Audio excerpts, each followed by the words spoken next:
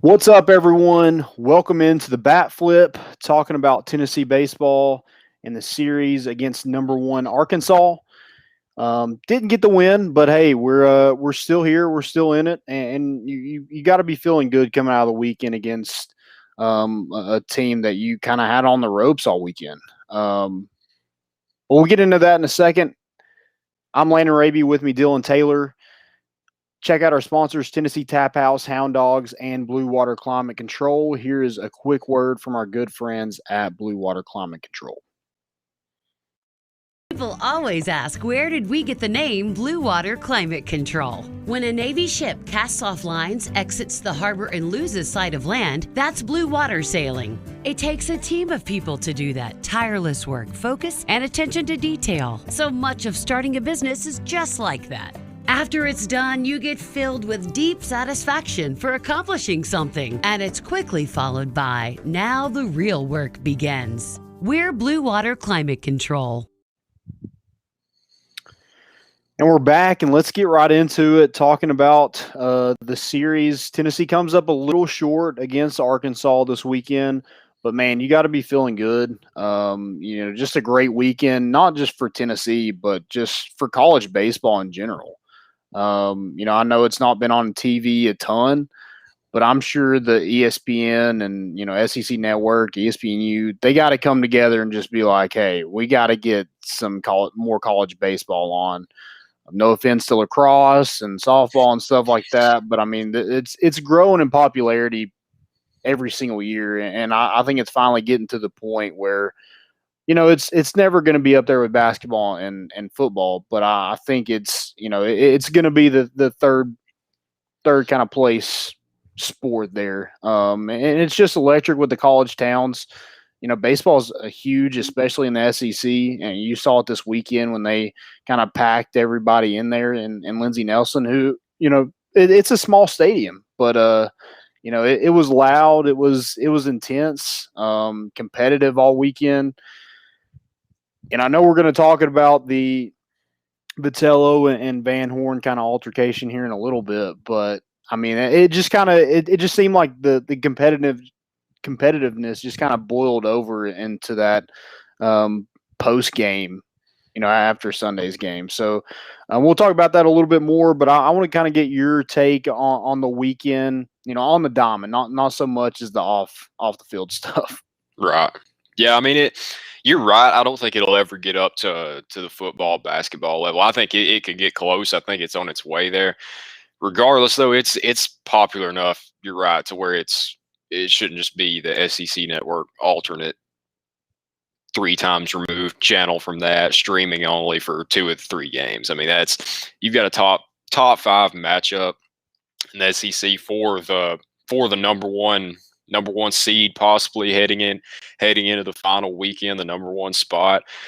So yeah, I mean, you got to get that game on TV. I don't know who you got to talk to, we need to use our power here, the limited power that we have. We got to get it on TV. But yeah, I mean, it's a great series. We'll get into it a little bit more, like you said, but I feel even better. I mean, it's a series loss, yeah, but it's to a team that's lost, or a team that's won every SEC series this year.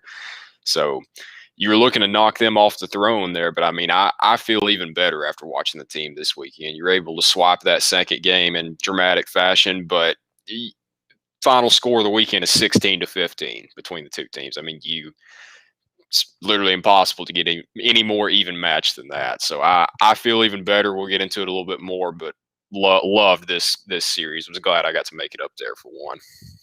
Yeah, it was like one team had to lose. Right. But both teams played their butts off this weekend. You mentioned the score. I mean, it was tied for 27 innings. You thought Arkansas was maybe going to pull away Saturday, but here comes Tennessee right back, and then they end up winning the thing with, a freaking crazy moonshot by Max Ferguson. And speaking of the title of this, it had a really nice bat flip in there as well.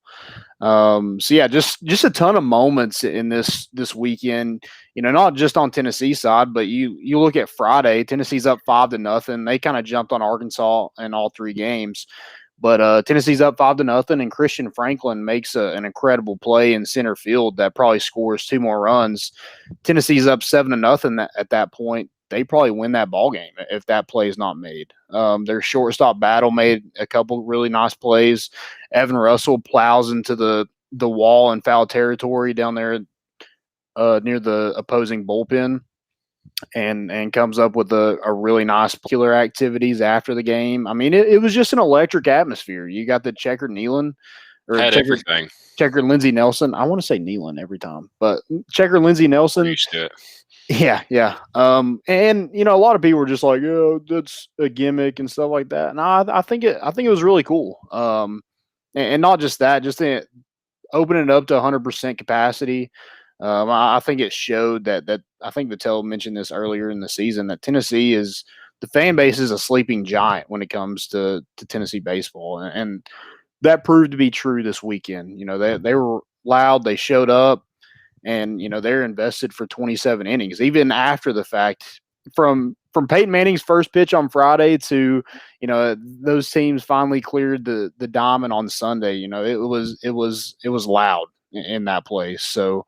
I really hope that Danny White's, we keep hearing things. We saw a Snapchat story of some sort where there could be a possible, blueprint of what that expansion might look like to Lindsey Nelson. But, I just really hope Danny White invests in this program, just like I think Tennessee fans are now invested in this program.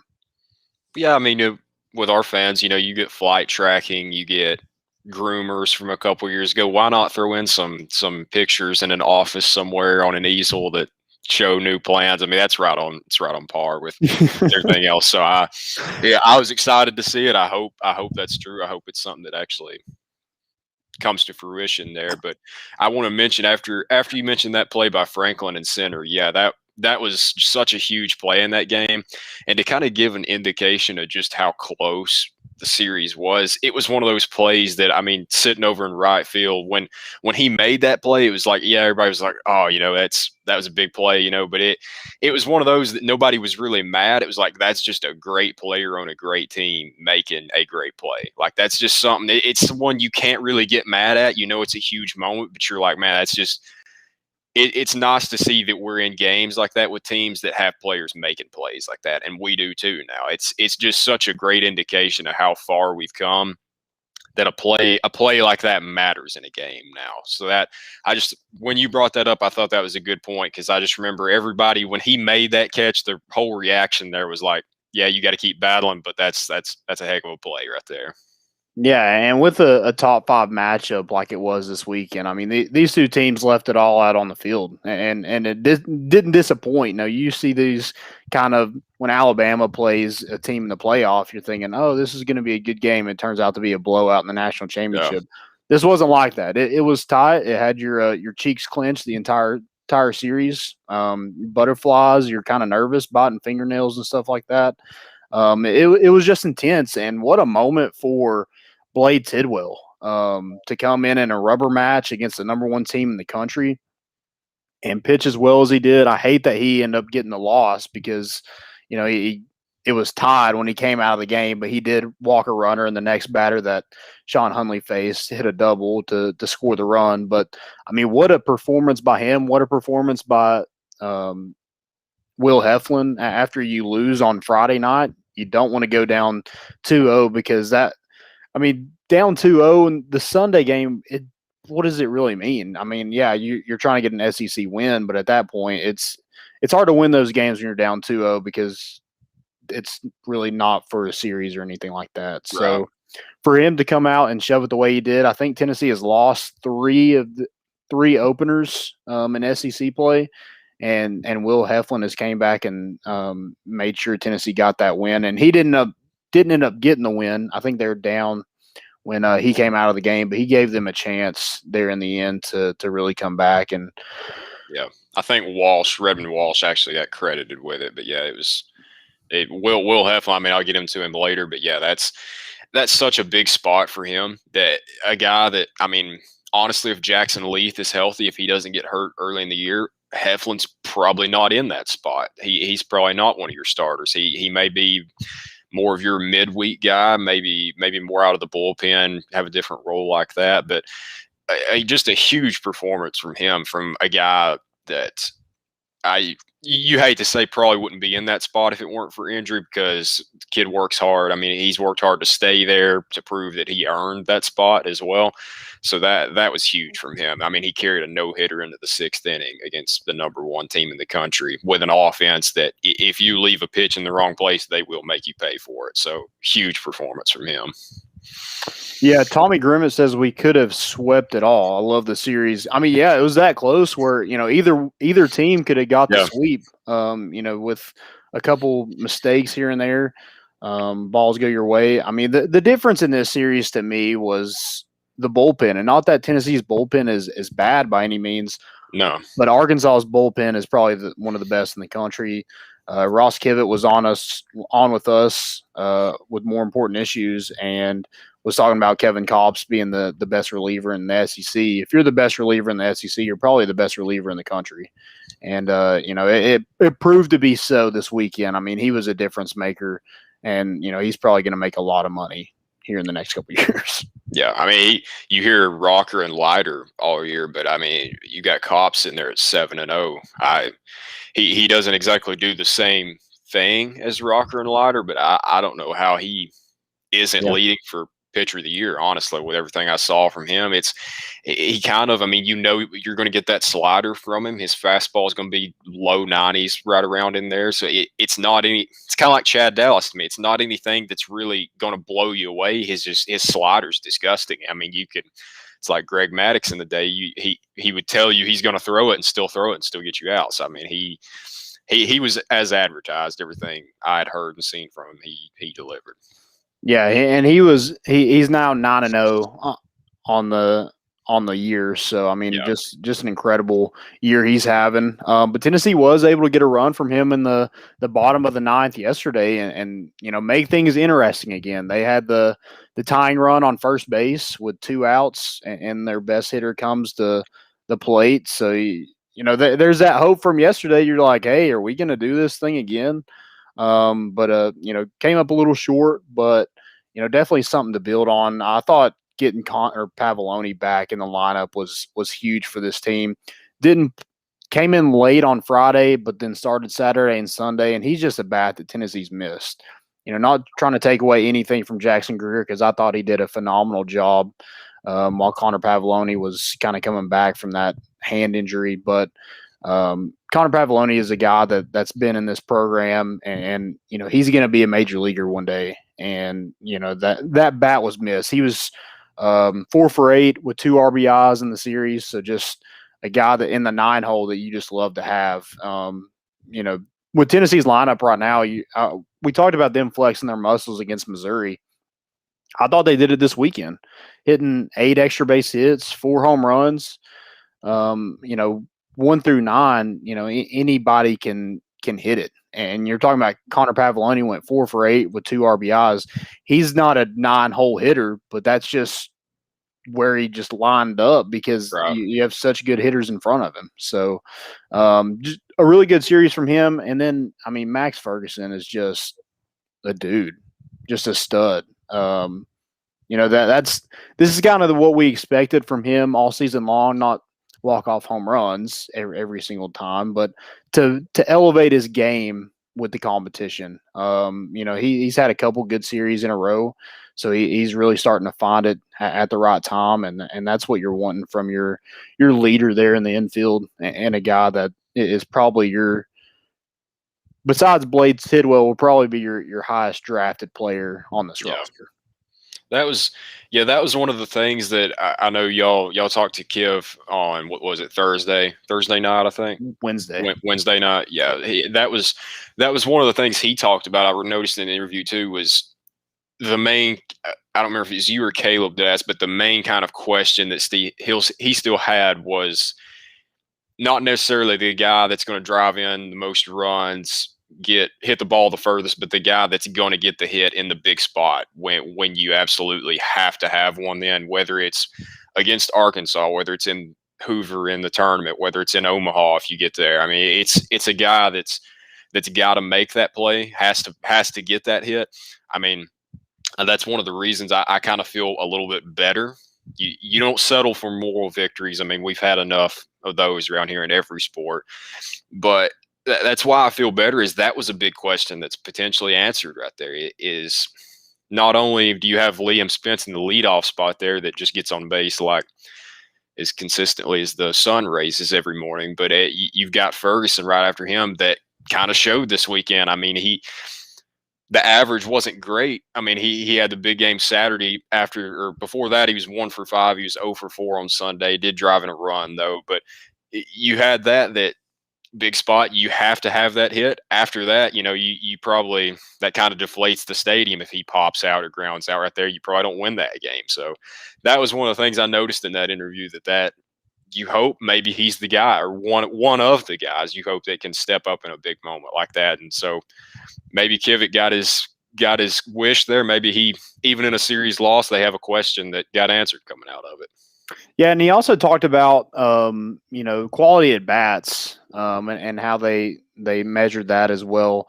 And Liam Spence before Max Ferguson, Max Ferguson gets all the credit and the exposure and everything like that, and he should.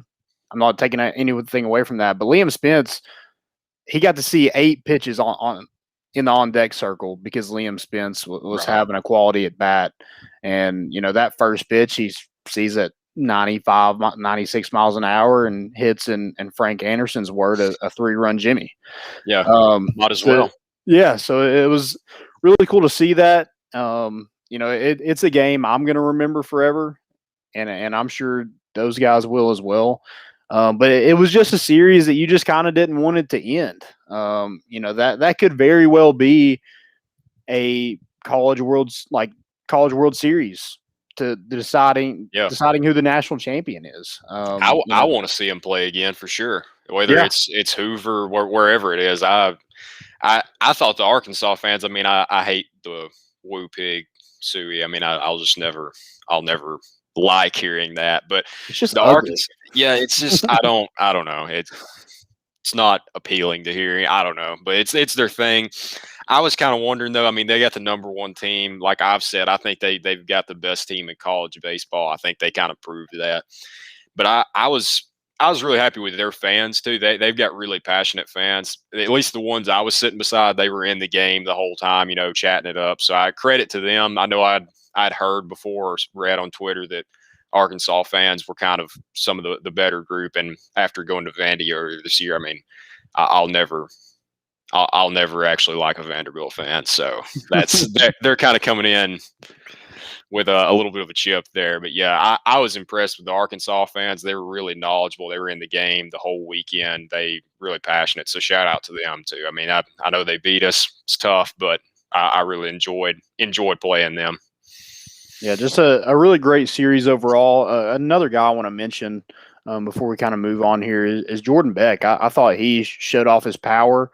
Something we've seen kind of here and there. He had a great start to the season and then kind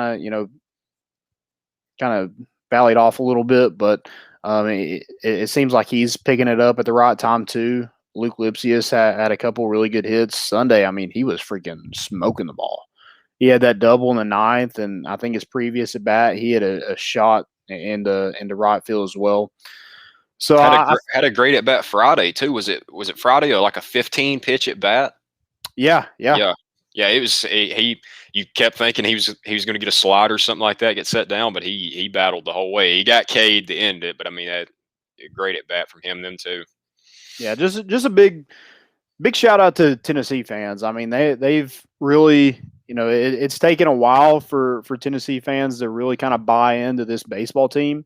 But credit to this staff and this roster for putting a product where Tennessee's going to buy into it. And, the fact that they've seen this success firsthand, that they're not going to want it to end. So you got to keep that going. But I think it's going to give you really something to build on, really give you some leverage when you go into negotiations with Danny White and things like that. Yeah, we talked about the renovations, the proposals, all that too. Obviously, you want to extend Vitello. You want to probably sweeten the pot a little bit, give him more incentive to stay. But I think the proposals, the extending the stands, locker room renovation, just all of that, I think that's the best thing you can do. So yeah, definitely. Yeah, I think that's more appealing to Tony Vitello too. Money talks, and I get that, but I think the guy's making, and not saying he won't get an extension, but I think he's more worried about competing with the SEC with facilities and all that stuff, with a Yeah, new weight room, expanding, like you said, out in left field with a just making your stadium bigger, make it more of a home field advantage. And Tennessee fans are nuts, so if you're able to pack that thing in, with a bigger stadium, I mean, just imagine all the Tennessee fans in like a place like the Smokies. I mean, that place would be booming. yeah, And if it's downtown, I mean, I live probably 10 minutes away from downtown. I'll probably be able to hear that many fans from my house. right.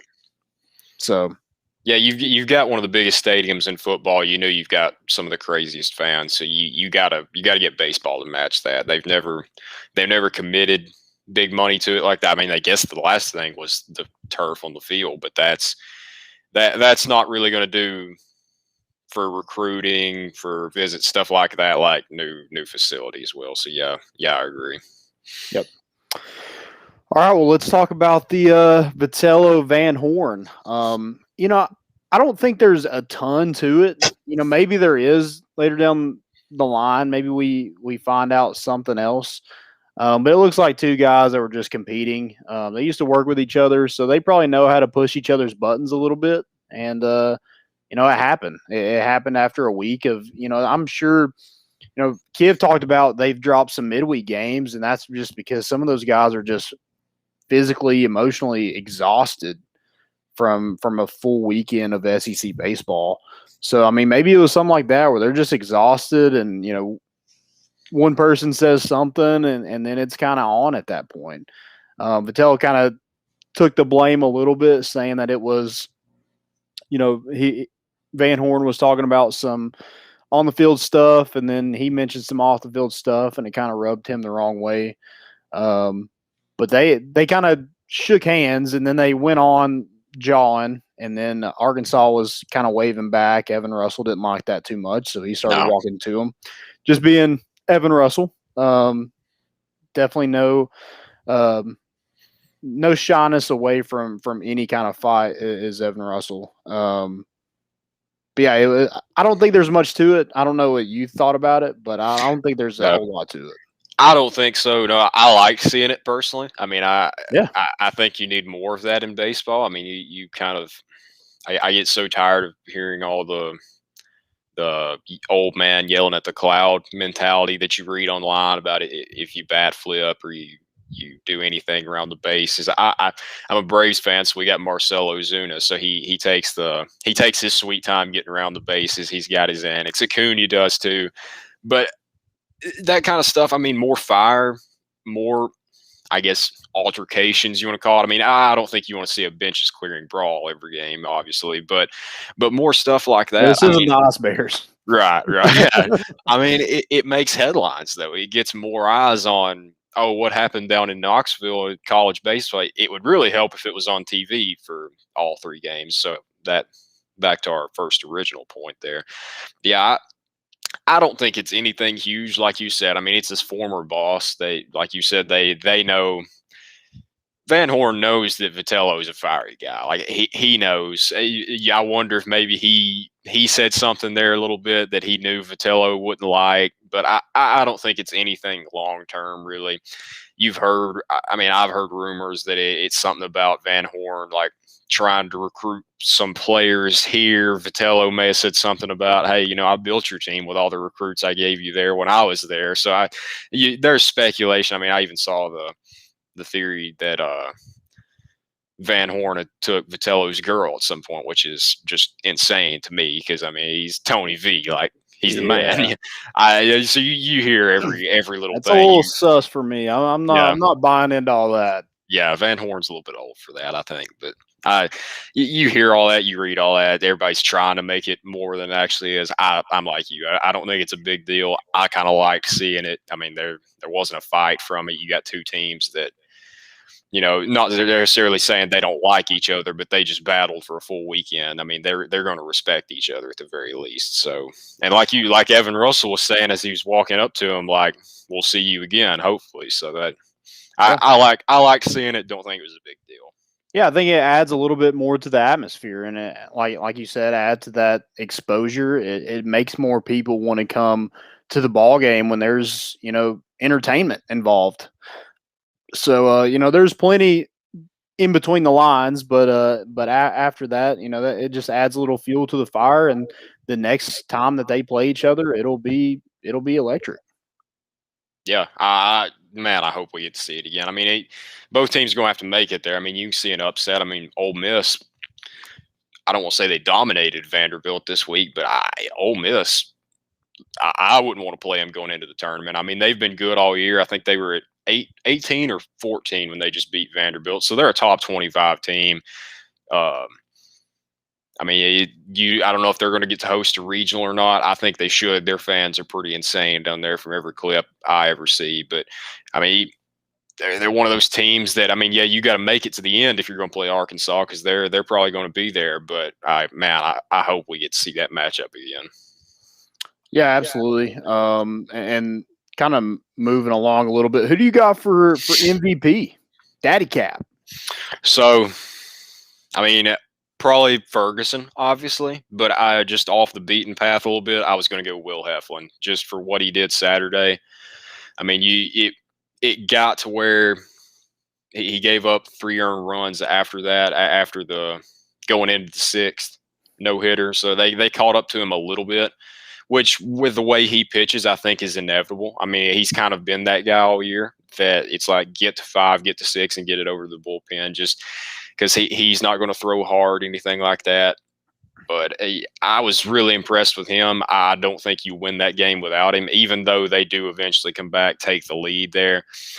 It's one of those spots that he's a guy like Tidwell did Sunday. Tidwell's had more hype around him, really. So I was more impressed to see it out of Heflin against the number 1 team because it was really kind of deflating to lose that Friday game because you wonder if Heflin, I mean, you've seen him do it before. He did it against Vanderbilt when I was there earlier this year. So he can, but against the number 1 team, with the way Arkansas hit the ball Friday, I kind of wondered if he'd be able to, and he far surpassed that. So he gets my vote. Yeah, I kind of want to go with. I wanted to go with Blade Tidwell, but he ended up losing that game, so I got to go with Max Ferguson. He was 4 for 14, 2 home runs, 5 RBIs in the series. One was the walk-off win on Saturday. Who I'm going to remember that game forever, and I'm sure everybody there will remember it. I'm actually in the picture of him when he hits the ball, and I'm filming. I saw you made somebody's wallpaper, their home screen, which you'll probably, with those pictures, if they're going, if the athletic department will make that like the new wallpaper Wednesday or whatever they do, you'll probably be in half of Knoxville. If they go on to win the College World Series, you'll be in half of Knoxville's home screen. Then. I'll be waiting for my endorsement check too. Yeah. You should get something for it. Yeah. But I want to go with Blade Tidwell because I mean the kid just he shoved it against the number 1 team in the country. That's not easy for a freshman to come in there in that situation and do what he did. Only giving up 2 hits to one of the best offensive teams in the country. 8 strikeouts, which was a career high, but he said after the game it wasn't his best game. Now, stats wise, I disagree. But he was saying that because they didn't get the win, and I get that. And I wish they could have got him the win somehow, some way, because he deserved it. The kid just pitched his butt off, and our Arkansas. I don't know what our schedule looks like the next 2 years, but they're going to see Blade Tidwell again. And the rest of the SEC is going to see Blade Tidwell for at least 2 more years. So good luck with that. Yeah, I mean, it's what we said before. It was kind of one of the points I had going into this last series was he's been excellent all year getting the 2 strikes, but then we talked about getting the 2 strikes would kind of, which I understand for a freshman like that coming. I mean, he's throwing 98 now. I don't know what he was throwing his senior year. Probably pretty close to it. In high school, you get 2 strikes. What's the point of playing around? Like if you can throw it 95 miles an hour, throw it past the kid and get to the next guy. So we kind of saw winning countdown. Right. Yeah. Yeah. Get out of the game quick with your team leading. You've got a shutout going. So I get it. But we kind of talked about like he'd leave a little bit too many 2-strike pitches over the plate. You can't really do that in the SEC. And I think since we mentioned that, since Vanderbilt, since maybe a little before up until Arkansas now, I mean, he's I don't want to say he's changed anything, but he's definitely improved there. And as you've seen, I mean, he had 8 Ks on Sunday. I think that's his career high or tied his career high. So he's going to be a nightmare for the next couple of years. I'm glad he's on our side. I'm glad he's not wearing Razorback. Absolutely. Absolutely. Wouldn't that be weird, Blade as a Razorback? Huh. It would kind of fit, but yeah, that's the dad joke of the day. Dad joke, absolutely.